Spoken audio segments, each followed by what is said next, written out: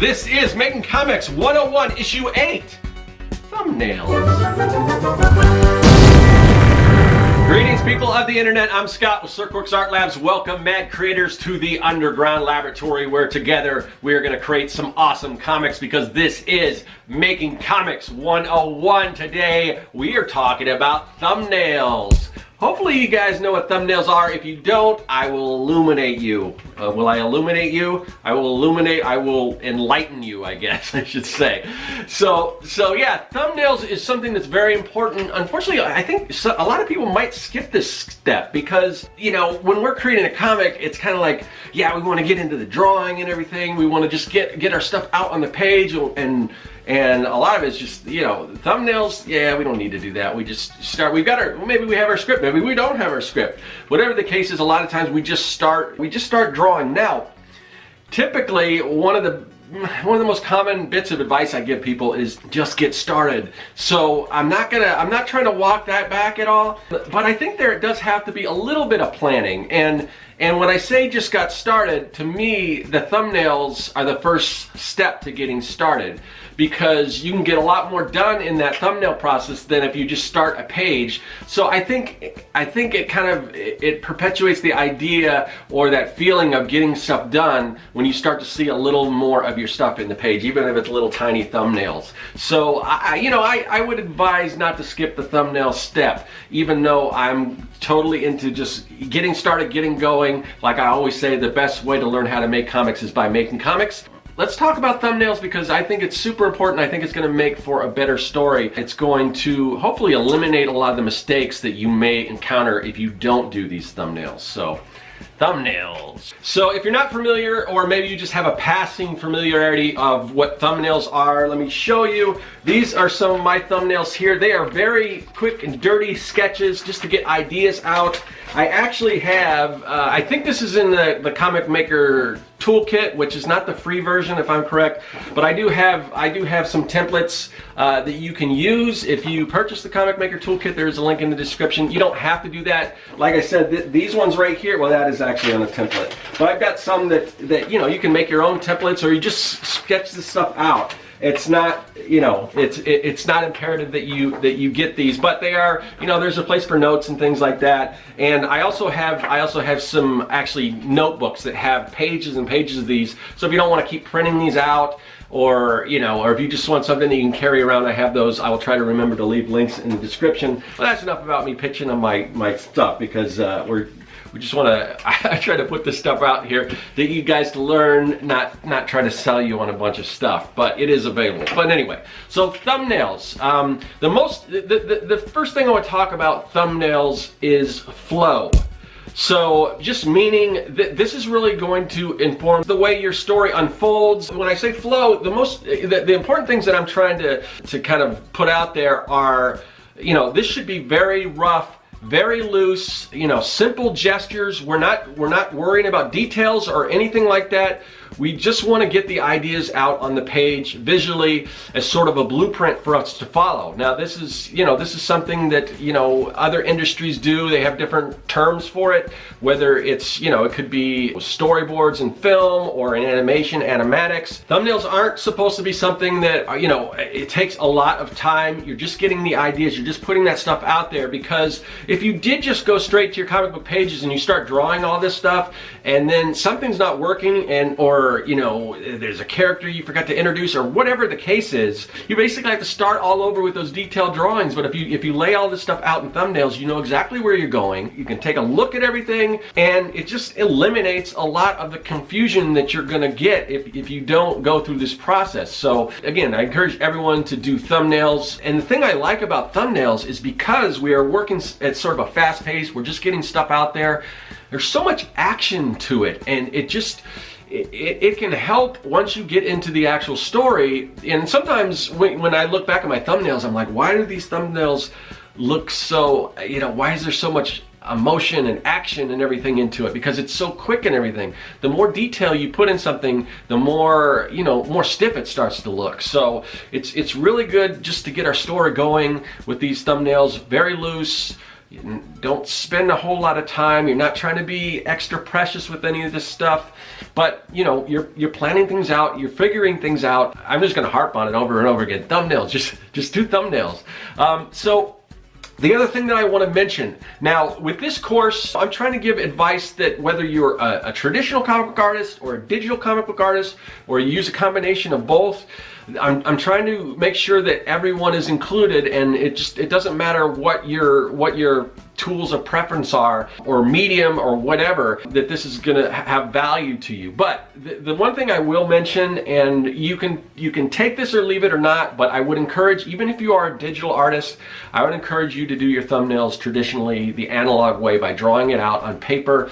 To me, it just goes a lot faster. It's the other big thing that you eliminate by not doing thumbnails digitally is we have a tendency when we work digitally to kind of zoom in on our artwork. And again, when we're trying to get stuff out there fast, I mean, we're talking little more than stick figures. They can be stick figures. If you looked at my thumbnails, again, I mean, do you know what's going on there? I do.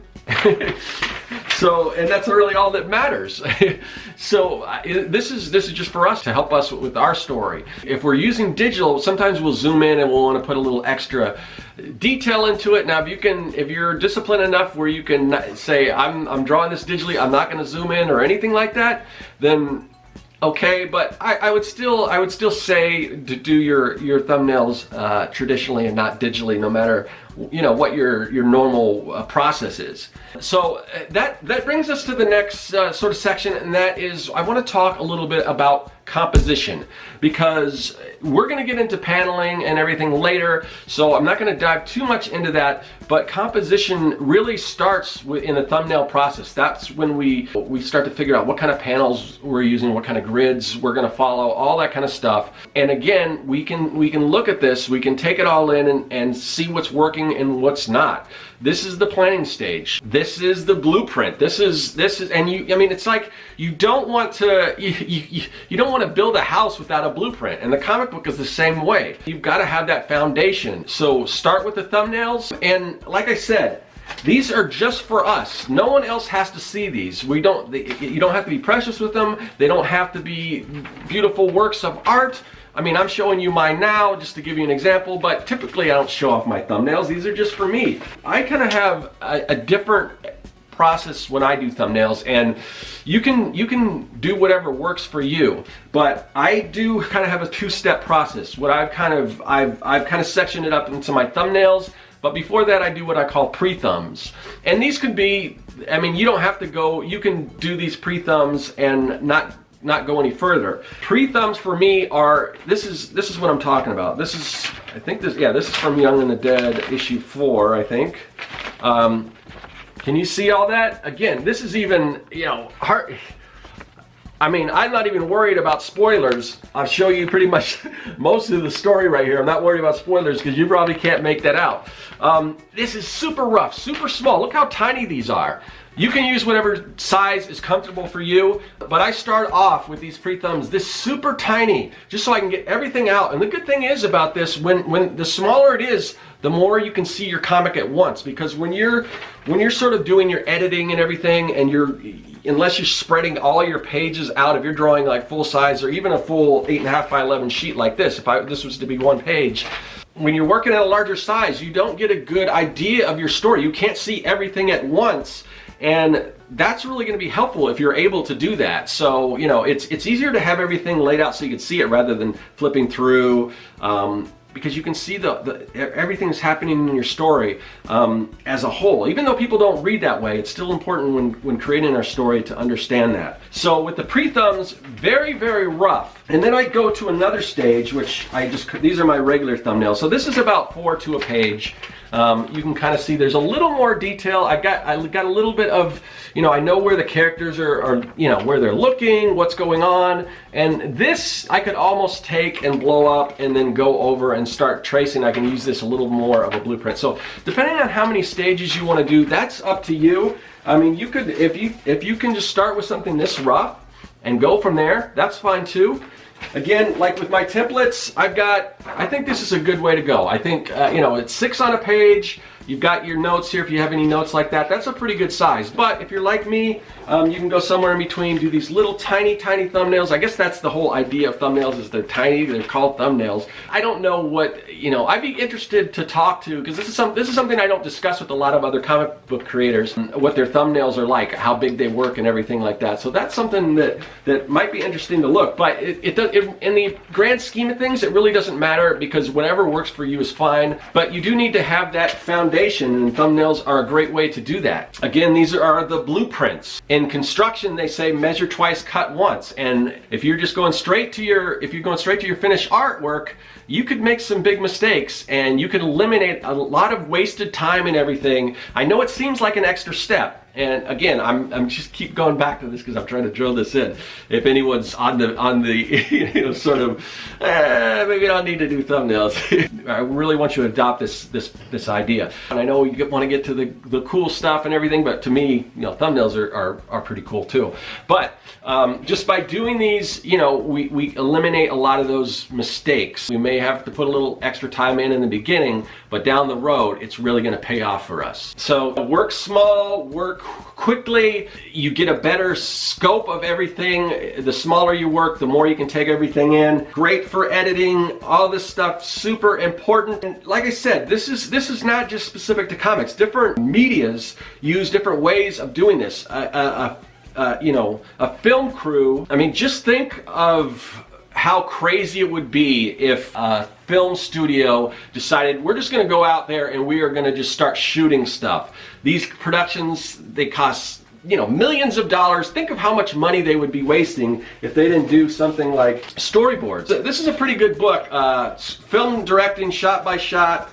It's Stephen D. Kuntz, and it's all about storyboards, and this stuff can help you. But again, you want to remember that comics and film are totally different mediums. There's things you could do in comics that you can't do in film, and these are pretty much, you know, they're kind of stagnant. I see people nowadays, they want that cinematic feel to their comics, so it's kind of laid out in this sort of widescreen format, the panels and everything like that. To me, I think you're limiting yourself by trying to go that route, but that's a tangent I don't want to really go on. Books like these on storyboarding are great as far as giving you ideas, and like next week when we're going to get into paneling, we'll talk a little bit more about this, like the rule of thirds, and you know, just more in composition and panel layout and everything. So we're not going to get too much into this, but you can see in the movies they do this as well, because they know exactly the kind of shots they need and everything. I mean, you can put that out in the script,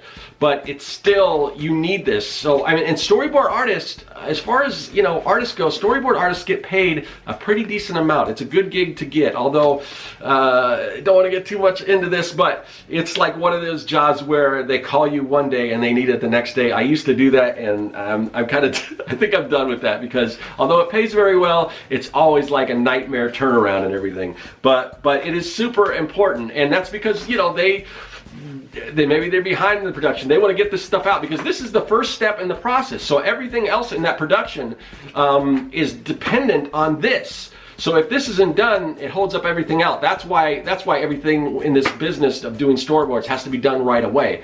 But they understand how important it is. They're not gonna invest all this money, all this other stuff, without having these. That should give you an idea of how important thumbnails are.